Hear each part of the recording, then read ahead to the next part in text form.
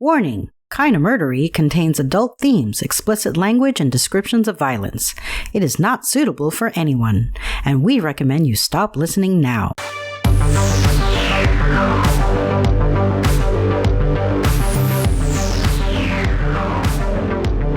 True crime with a dash of the paranormal, the garish, the strange, and the darkly comic. I'm Zevin Odelberg, host of Kinda Murdery, a podcast that's about more than just murder. It's my very own pocket dimension, home to a curated collection of bizarre and compelling stories. The unsolved, the unsettling, and the unbelievable. I cover it all, just so long as it's kinda murdery. That is accurate, everybody. Just like it says in the intro, I am Zevin Odelberg, and this is Kinda Murdery. Thank you for deciding to join me. You have found your way to Part 2, the conclusion of Alcohol, Adultery, Sex, and Death. So, if you haven't heard Part 1 yet, go back and listen to it. If you're all caught up, well then, I'm going to rewind the story just a bit to allow you to settle back into the narrative. But otherwise, I am ready to go, and if you're ready too, then please join me as we uncover what truths we can and solve what mysteries we may. Kinda Murderies, Alcohol, Adultery, Sex, and Death. The Grant Park Actress Murders. Part 2 starts now.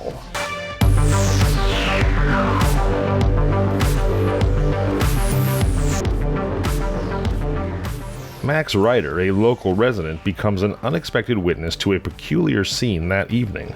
Around 9:30 p.m., Ryder is on his way home when something unusual in the gutter catches his eye. A woman's hat. As he bends down to retrieve it, the red taillights of an automobile speeding away grab his attention. There weren't many other machines in sight, Ryder recalls, noting the oddity of the situation.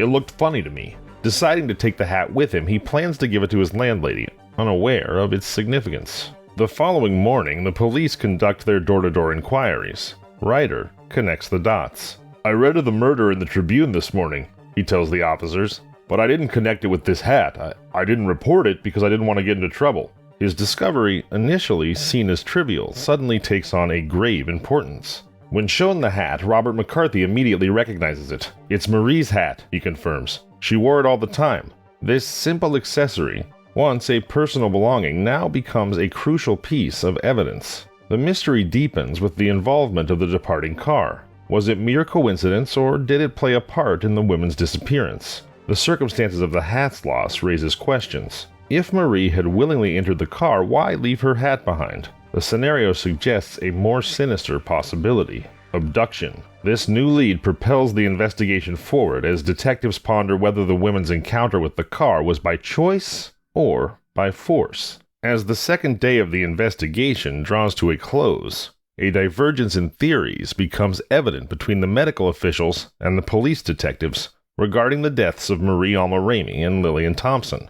Coroner Simons, analyzing the crime scene, focuses on a particularly striking detail: the substantial amount of blood present. The observation leads him to a hypothesis involving more than just the two victims. He speculates that the volume of blood could indicate the involvement of a third person, possibly an abductor, who got wounded during a struggle. This theory propels Simons to recommend a citywide search of hospitals for anyone with unexplained injuries, a move that could potentially identify an injured suspect. On the other hand, the police, led by Detective Sergeant Lawrence McCarthy, are formulating a different theory. McCarthy posits that the women were forcibly ejected from a moving vehicle. He theorizes that the impact of this action rendered them unconscious. Lillian Thompson, however, might have briefly regained consciousness only to collapse again after dragging herself a short distance. This struggle for survival could explain the scrape marks on her face, a desperate attempt to find help before succumbing to her injuries. The investigation takes another twist as further research uncovers new information about the mysterious phone call that had initially alerted the authorities to the crime scene.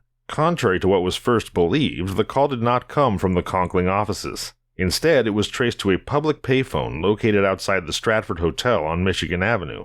This new detail aligns geographically with the events of the case. The Stratford Hotel is situated just a little over a block away from where the bodies of Marie Alma-Ramey and Lillian Thompson were found. It's plausible to theorize that a pedestrian, having come across the grisly scene, used the payphone to report the discovery to the police. However, this revelation raises another question. Why did the informant choose to remain anonymous? The decision to use a public payphone rather than making a direct call from a personal or business line suggests a deliberate attempt to avoid identification. The choice by the informant adds another layer of mystery to the case, prompting the investigators to consider the possible reasons behind this desire for anonymity. Was it simply a passerby unwilling to get involved?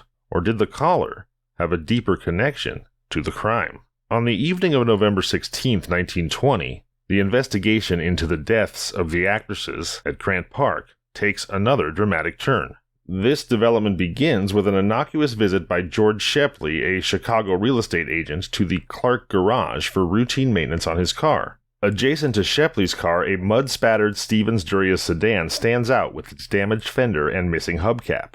Curious, Shepley inquires about the sedan's condition from his regular mechanic, Harry Jorgensen. "What's the matter? Been in a jam?" he asks. Jorgensen's response is startling. The mechanic, overcome with emotion, confesses to Shepley that he was responsible for the tragedy that unfolded with the young women in the park. Recognizing the gravity of the confession, Shepley, who is acquainted with some of the police officers working on the case, decides to assist. He invites Jorgensen to his house. "Come home with me tonight and I'll take you down tomorrow and we'll see what we can do." The following morning, Shepley and Jorgensen arrive at the police station where they meet Detective Sergeant James Markham, an old friend of Shepley's. Markham quickly escalates the matter to Lieutenant Michael Hughes, the chief of detectives. Under intense questioning, a sorrowful tale begins to unfold, a narrative that promises to shed light on the mysterious and tragic events that had claimed the lives of Ramey and Thompson. The confession of the mechanic, coupled with the physical evidence of the damaged car, seems poised to reveal the missing pieces of the puzzle that the detectives had been tirelessly working to solve. Jorgensen and his buddy Michael Broomberg had borrowed the Spencer Durius sedan for a joyride on Saturday night. Their route took them north, parallel to Lincoln Park, and then west on Clark Street. After dinner and a couple drinks at around 10 p.m., they resumed cruising. As they rounded the corner at Clark and Grand Avenue, Broomberg noticed a woman. "Look here!" he exclaimed. She was leaning against a building, clutching a bottle wrapped in paper. The men parked and approached her, only to see her drop the bag, breaking a whiskey bottle on the pavement. "Take me home," she muttered drunkenly. At that moment, across the street, another woman started screaming, "Hey, you!" and began to wave at them, also appearing intoxicated. Broomberg and Jorgensen helped the two women into the car. "Where do you live?" Broomberg asked the first woman. Their inebriated state made it difficult for them to respond coherently. Finally, one muttered, 902 Dearborn Street. They drove to the address, but when they rang the bell, a tenant yelled down, "What do you want?" "This woman says she lives here," Broomberg called up. "Nothing doing," the tenant replied dismissively, closing his window. "Drunks." 209 North Dearborn, slurred the woman after Broomberg returned to the car. However, that address also led nowhere. It was a fire department station. As Jorgensen and Broomberg drove away with the windows down, the cold breeze flowing into the car seemed to revive the two women. They started to sing and laugh loudly, their spirits lifted despite their drunken state. Concerned about attracting unwanted attention, particularly from a traffic policeman, Broomberg acted to quiet the louder of the two women, placing his hand over her mouth. Continuing their drive, they rolled past the Navy station at the north end of Grant Park and stopped in front of a gate. Broomberg opened the gate, allowing the car to proceed slowly through the park. Amidst the journey, one woman's voice broke into the night, mumbling repeatedly, "I want to get out. I want to get out." Her companion echoed this sentiment, firmly stating, "We're going to get out. That's all there is to it." Faced with their determination, Jorgensen eventually stopped the car. The women, seizing on the opportunity, opened the doors and tumbled out onto the park grounds. Jorgensen and Broomberg, perhaps realizing the gravity of the situation, tried to persuade them to return to the car, suggesting, "Let us take you to a hotel where you can sleep it off." But the women were resolute in their decision. They refused to leave the park, adamant about staying despite the efforts of Jorgensen and Broomberg to convince them otherwise. The night's events had taken an unexpected turn, leaving the two men in a predicament, with the women determined to stay in the park, and temperatures dropping to perilous lows. According to Jorgensen's account, he and Broomberg spent about 15 minutes trying to persuade the women to leave the park and return to the car. Despite their efforts, the women remained firm in their decision to stay. Eventually, recognizing the futility of their attempts, Jorgensen and Broomberg conceded defeat. They got back into the car and left the park, returning the vehicle to the garage before heading home to the comfort of their warm beds. As they settled in for the night, thoughts of Lillian and Marie faded from their minds. Meanwhile, in the secluded darkness of Grant Park, a tragic scene unfolded. Interjecting here for a moment, one would think that if the men were as innocent as their version of the story, which is what I'm telling here, if they were as innocent as their version of the story claims, that they ought to have gone to the fire department or the police station and gotten some official to help the two women. In other words, they ought to have put two and two together and been concerned that two women that wasted on a freezing winter night might very well die of exposure. This was Chicago, after all. But I suppose they wouldn't want to go to the police station because it's prohibition and the women might be arrested for being drunk, and so perhaps they would have felt like that was turning them in. But the fire department seems like a good idea, especially since they already knew where it was, having just driven there accidentally.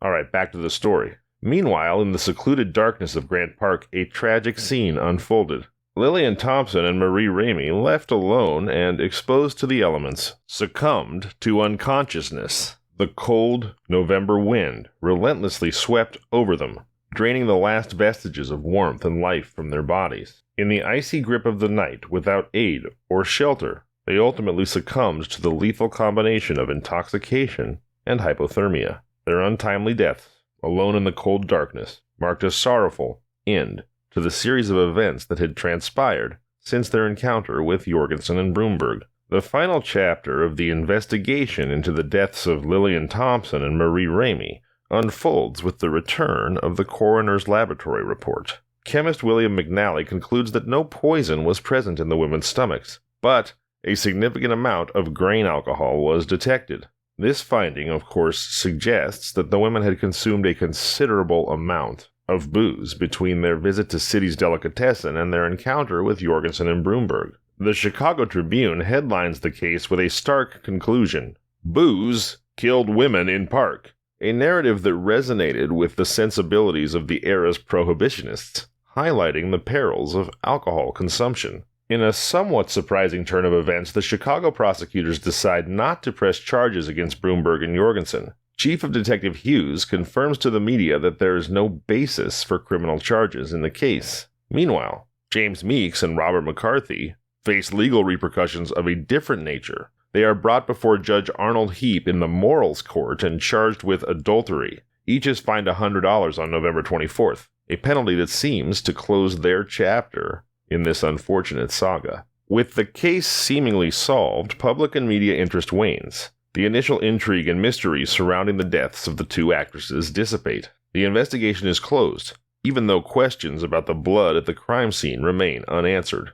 In the eyes of some, the tragic end of Lillian Thompson and Marie Ramey is seen as a moralistic retribution for their lifestyle choices. This perspective is reflective of the societal norms and attitudes of the time, although I'm just going to go ahead and say it. Those some that just chalk it up to just desserts of bad choices, I'm going to call those some heartless, pompous prudes. But that's just me. Two women die of exposure when very obviously the dudes that left them to die, who knew that they were wasted, could have done something.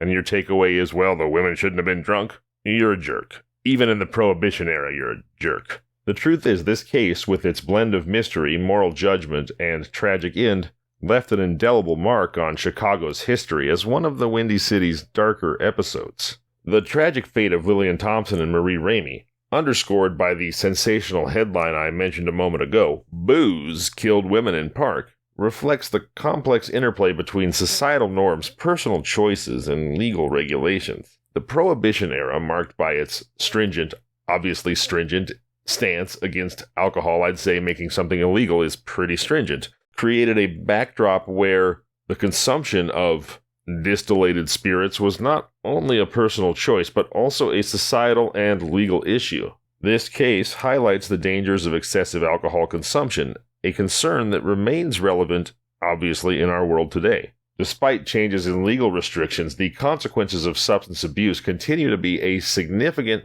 public health issue, emphasizing the need for awareness, education, and responsible behavior. And here, I'll take just a moment to remind you of the free 3-digit number, 988, that you can call anytime, 7 days a week, 24 hours a day to receive immediate counseling for substance use, mental health, or suicidal thoughts. So, should you find yourself in a dark place, please don't hesitate to call 988. And please do remember that you are loved and the world is a better place with you in it. If you'd like to reach out to me, please feel free to do so. I'm not the right person to reach out to if you are in a really bad spot. I'm not a professional, but if you would just like to share your story or your Kinda Murdery story with someone, please don't hesitate to reach out to me, kindamurdery@gmail.com, at Kinda Murdery on all social media, or you can call the Kinda Murdery hotline, 888-MURDERY. That's 888-687-3379. I'm here, I care, and I would love to connect with you. All right, let's talk a little bit more about the societal implications of the case here. The Grant Park actress murders, and now that we're at the end of the story, we've found out, at least the authorities decided that murders should be in quotations, sheds light on the societal judgments and moralistic perspectives prevalent in the early 20th century, particularly regarding the lifestyle choices of women. The non-prosecution of Broomberg and Jorgensen, juxtaposed with the adultery charges against Meeks and McCarthy, reveals a gendered bias in societal and legal attitudes. Now, I know today, in the 21st century, some people get mad at you for even talking about things like gender bias at all, but you know what? This is my show and I'm going to do it, so go ahead and get mad. I hope we can all recognize that I'm not going on some political rant here. I'm just talking to you about things that are actually revealed through a story like this. This story demonstrates how women's actions, especially those that deviate from societal norms, were scrutinized and judged more harshly in the early 1900s, and frankly, they still are. Some progress has been made in terms of gender equality and social norms, but the struggle against gender bias and the stigmatization of personal choices continues today. It very much continues. This story is a reminder of the importance of continuing to challenge and evolve societal norms and legal frameworks to be more inclusive and less judgmental. And this applies not just to gender, of course. Lastly, the thing to look at about this case is that the waning of public interest, once it was no longer sensational news, speaks to the transient nature of media attention and public concern, which we know is very much a phenomenon that's still evident today. No matter how cataclysmic an event is, because of the crushing, oppressive, endless, perpetual motion machine that is the 24-hour news cycle, no matter how catastrophic or meaningful events may be or seem to be when they happen, it is increasingly difficult to find anyone who gives a rat's patoot just a couple days later. This issue has not only remained since the turn of the century, it has only gotten worse. We see it. Stories get intense focus for a brief period before, sometimes almost immediately, being overshadowed by new events. There's that superstition that celebrities die in threes, which does sort of seem to happen, and that's kind of an example of this where it sucks to be the first celebrity in the trio to die because often, a day or two later, everyone's forgotten. I remember it was huge news when Farrah Fawcett passed away, and I think that Michael Jackson passed away a couple days later, and I forget who the third one was, but the point is, things that should matter and really do resonate with us still get lost in the shuffle anyway. So part of what this story teaches us is the importance of sustained attention and thorough investigation in understanding and addressing the root causes of issues beyond the immediate sensationalism, which is a wordy kind of brainiac way of saying, and you've probably seen this bumper sticker or a sign somewhere, we need to care more about less. I'm Zevin Odelberg, and this has been Kinda Murdery. If you like the show, please subscribe, review, and tell your friends. You can find us on social media at Kinda Murdery or email at kindamurdery@gmail.com.